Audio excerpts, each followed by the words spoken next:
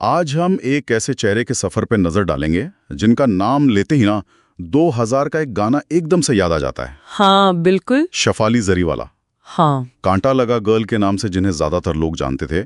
और हाल ही में मतलब शुक्रवार देर रात एक दुखद खबर आई कि सिर्फ 42 साल की उम्र में उनका निधन हो गया, कार्डियक अरेस्ट यानी दिल का दौरा पड़ने से। हाँ, ये काफी शॉकिंग खबर थी। उनके पति पराग त्यागी उन्हें अस्पताल ले भी गए थे पर बचाया नहीं जा सका। अभी तो मुंबई पुलिस और फोरेंसिक टीम जांच कर रही है मामले की। हाँ। हमारे पास ना शेफाली के जीवन और करियर पर एक लेख है, तो सोचा इसी पर थोड़ी गहराई से बात करते हैं। देखते हैं कि ये जो सफर था कांटा लगा से टीवी तक का, ये कैसा रहा। मतलब एक इंजीनियरिंग स्टूडेंट कैसे इतनी बड़ी सेंसेशन बन गई। हाँ, ये वाकई बड़ा दिलचस्प सफर है। वो अहमदाबाद में पली बड़ी 1982 का जन्म है उनका। अच्छा। तो परिवार भी काफी पढ़ा लिखा था। पिता स्टेट इलेक्ट्रिसिटी बोर्ड में, माँ SBI में, और खुद उन्होंने वो मुंबई के सरदार पटेल कॉलेज से IT में इंजीनियरिंग की थी। तो मतलब एकेडमिक्स की तरफ झुकाव था पूरा। हाँ बिल्कुल। और फिर अचानक से 2002 में ये कांटा लगा का रीमिक्स वीडियो आता है और बस रातों रात शेफाली हर तरफ थी, सिर्फ 20 साल की उम्र में। हाँ, एकदम से छा गई थी।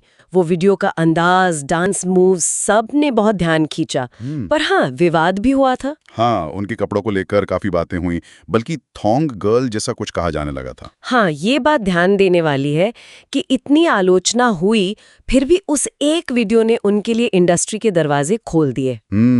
वो दौर ही ऐसा था रीमिक्स वीडियोस का, थोड़ी बोल्डनेस से ध्यान खींचा जाता था। उसके बाद उन्होंने कभी यार कभी पार, माही वे, ऐसे कुछ और वीडियोस भी किए। और फिल्म भी तो की थी एक, मुझसे शादी करोगी। हाँ, 2004 में सलमान खान, अक्षय कुमार थे उसमें। छोटा सा रोल था उनका, लेकिन हाँ, मतलब मेन स्ट्रीम फिल्मों में बहुत ज्यादा काम नहीं किया उन्होंने। तो वो दौर शायद करियर के लिहाज से थोड़ा ठहरा हुआ सा लगा होगा, पर निजी जिंदगी में काफी कुछ चल रहा था उस समय, है ना। बिल्कुल। 2004 में ही उनकी शादी हुई थी म्यूजिक डायरेक्टर हरमीत सिंह से, मीत ब्रदर्स वाले। अच्छा। लेकिन वो रिश्ता फिर चला नहीं, तलाक हुआ, और वो भी काफी मतलब पब्लिक और विवादों भरा रहा। तो वो मुश्किल दौर था उनके लिए। फिर कई साल बाद उन्होंने एक्टर पराग त्यागी से शादी की। और फिर हमने उन्हें दोबारा स्क्रीन पर देखा, लेकिन इस बार एकदम अलग अंदाज में, रियलिटी टीवी पर। सही कहा।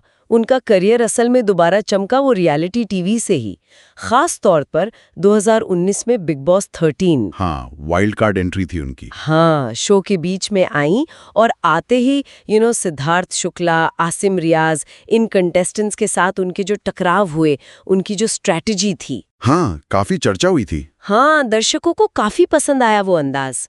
फिर बाद में पति पराग के साथ नच बलिए 5, वो डांस वाला शो, उसमें भी हिस्सा लिया। तो ये दिखाता है कि कैसे बदलते वक्त के साथ खुद को री इन्वेंट करना पड़ता है। बिल्कुल, खासकर जब वो पहली वाली शोहरत थोड़ी कम होने लगती है, नए रास्ते तलाशने पड़ते हैं इंडस्ट्री में बने रहने के लिए। और सिर्फ मनोरंजन ही नहीं, वो कुछ और अहम मुद्दों पर भी खुलकर बोलती थी। हाँ, ये भी उनके व्यक्तित्व का एक खास पहलू था।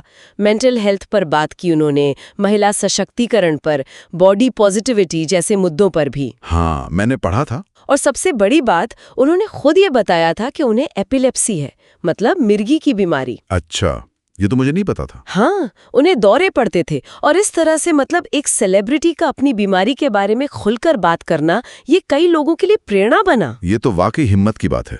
हाँ, और ये आजकल थोड़ा ट्रेंड भी बदला है कि सेलिब्रिटीज अपनी निजी चुनौतियों को शेयर करने से हिचकते नहीं है। तो अगर ये पूरा सफर देखें, एक इंजीनियरिंग स्टूडेंट, फिर कांटा लगा गर्ल, फिर बॉलीवुड में एक छोटी सी झलक, निजी जिंदगी में उथल-पुथल, फिर रियलिटी टीवी स्टार बनकर वापसी, और फिर सामाजिक मुद्दों पर भी आवाज उठाना, काफी उतार चढ़ाव भरा सफर रहा उनका। निश्चित रूप से ये कहानी है एक तरह से भारतीय मनोरंजन जगत के बदलते चेहरों की, और एक कलाकार कितना लचीला हो सकता है इसकी भी। उन्होंने बार बार वापसी की, खुद को साबित किया।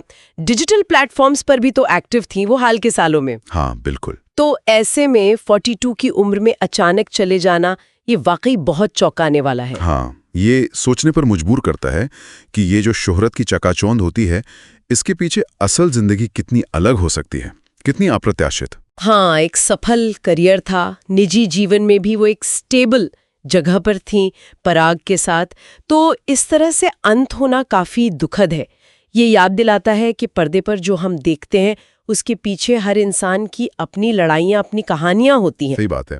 ये जानकारी कहीं ना कहीं हमें इस सोच के साथ छोड़ जाती है कि किसी कलाकार की विरासत को हम अक्सर बस उनके सबसे मशहूर काम या शायद किसी विवाद से आंक लेते हैं, पर उनकी कहानी शायद उससे कहीं ज्यादा गहरी होती है ना। बिल्कुल, बहुआयामी होती है।